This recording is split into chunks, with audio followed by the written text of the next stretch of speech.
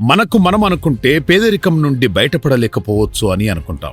Kerala lottery ticket అంటే కూడా తెలియని కొండ కోన చెట్టు పుట్టను నమ్ముకుని అరకులోయలో ఉండే 3,66,000 మంది గిరిజనులందరూ కలిసికట్టుగా పేదరికం నుండి బయటపడగలరా?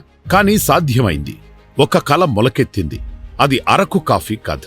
ఒకప్పుడు పేదరికం నుంచి బయటపడలేని గిరిజనులు ఇప్పుడు ప్రపంచానికే తమ రుచిని చూపిస్తున్నారు. దాని వెనక ఇద్దరు మనసున్న మహోన్నతులు ఉన్నారు. అందులో ఒకరు doctor Anji Reddy. Doctor Reddy's laboratories స్థాపకుడు.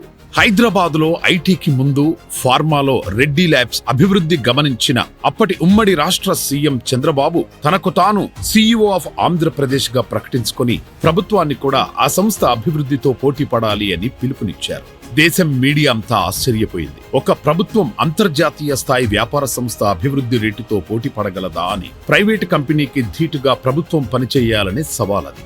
1998లో సీఎం ఆహ్వానం సలహా మేరకు నామ్దీ ఫౌండేషన్ బోర్డు చైర్మన్ గా డాక్టర్ రెడ్డి అంగీకరించడంతో నూతన అధ్యాయం ప్రారంభమైంది.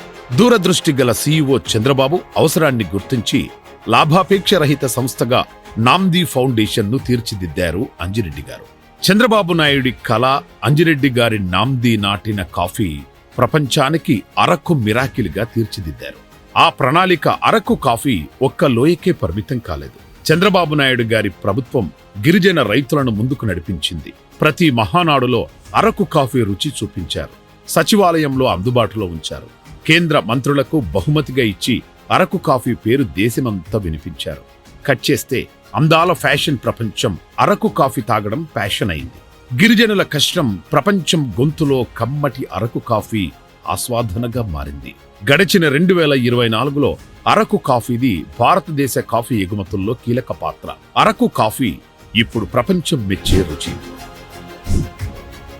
ప్యారిస్లో, ఢిల్లీలో ప్రతి గొంతులో అరకు కాఫీ వాసన. ప్రపంచవ్యాప్తంగా దాని రుచి చూసి అరకు కాఫీకి 100లో 91 మార్కులిచ్చారు. ఇవాళ అరకు లోయలో 3,66,000 మంది గిరిజన రైతులు పేదరికం నుండి బయటపడి స్థిరమైన ఆదాయం పొందుతున్నారు. మొట్టమొదటి ప్రైవేట్ పబ్లిక్ పీపుల్ పార్టిసిపేషన్, అదే PPP model proof of concept. అందరూ సంకల్పిస్తే పేదరికం నుండి బయటపడడం అసాధ్యం కాదు. ప్రతి నెల పెన్షన్ ఇచ్చే రోజు చంద్రబాబు ఒక పేద కుటుంబం ఇంటికి వెళుతున్నారు. వారి జీవితాలు మారిపోతున్నాయి. మనలో ఆలోచనలు రేకెత్తిస్తున్నారు. మనం కూడా మార్పు కోసం కృషి చేద్దాం. మనం కూడా మన గ్రామాలను, మన రాష్ట్రాన్ని అభివృద్ధి చేద్దాం. అరకు లోయ మనకు ఒక ఉదాహరణ. అసాధ్యమనుకున్నది సాధ్యమే. స్వర్ణాంధ్ర 2047 సాధ్యమే.